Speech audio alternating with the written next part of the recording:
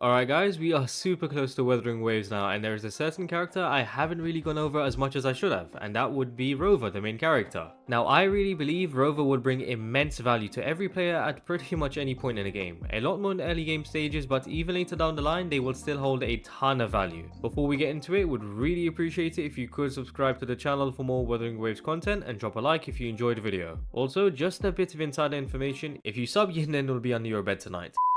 So I want to start with Rover's kit. Rover is a spectral DPS character that can deal enough damage to clear stages within the Tower of Adversity, which is considered as one of the endgame content modes. Tower of Adversity being a mode that requires quite a few characters to be built to clear it. So you would definitely be able to rely on Rover to be one of the characters to help you clear that mode. Of course they aren't able to put out Jiyan or dungeon levels of damage, but it would be worthy enough to consider. Rover's main source of damage would be from their resonance skill, as their forte circuit completely revolves around their skill. Their skill at default would be a launch forward attack dealing spectral damage. Through the forte circuit, you would be able to land an enhanced resonance skill called Resonating Strikes. You would just build up your gauge through basic attacks, and once you're halfway, when you activate the resonance skill, you would be able to inflict the enhanced resonance skill, where you launch a spinning attack forward causing spectral damage. Now an additional piece to the skill would be Revolving Strikes. After inflicting Resonating Strikes, which is the enhanced resonance skill, if you basic attack just after it ends, you will deal a 2-stage follow-up attack dealing spectral damage. So there's quite a lot of stuff happening with the resonance skill and forte circuit tied together. Rover also buffs their own damage through the passives. One being the damage of the follow-up skill will deal 60% more damage. Secondly, casting heavy attacks will increase their attack by 15% for 5 seconds. So overall, a solid main DPS that can buff their own damage, making them an amazing free-to-play option.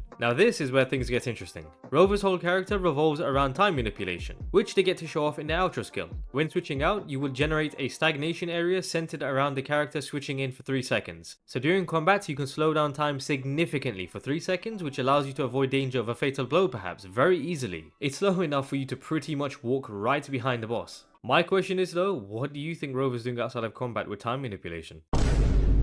This outro skill just has insane value, which makes Rover a great sub DPS too. Having the ability to switch your main damage dealer in and have free reign for 3 seconds to deal as much damage as you can is literally a gift. Now I understand that 3 seconds may not seem like a lot for players, but in a game like WutheringWaves with fast paced combat being its core, 3 seconds is plenty. In regards to the combat mechanics, you are able to parry and dodge, but you wouldn't be perfectly parrying and dodging in the first few attempts of going up against a new boss. So this outro skill is kind of like extra support, which will allow you to slow down the attacks of bosses so you can see exactly when you need to dodge or parry. So for players in the learning stages of the game, Rover would be clutch if you require a bit more support. I also have seen some comments mentioning the difference in hardware could affect boss battles since your game may run too slow to keep up with fast paced combat. Now I know this isn't going to be the best solution for that, but Rover slowing down time may be of some use to you in that situation. Either way, I do expect WutheringWaves to definitely pump out new events and bosses with different mechanics later down the line. So Rover being that extra support to help you learn the attack patterns is always just going to be valuable. So that tied in with great damage dealing capabilities, Rover is a character definitely worth investing in due to their potential longevity. In terms of teams you could run with Rover, I would always recommend Baiji or Varina to be the third slot in the team, as they can heal and buff your team's damage. There isn't a spectral buffer as of yet, but there are some options you can run as a sub DPS with Rover. Taochi would be a good pick since she can increase resonance skill damage by 38%, which would help since Rover's main source of damage is their resonance skill. She would also be able to provide Rover with a shield through her resonance skill for extra protection and deal amazing burst damage herself. The biggest bonus would be that you would then have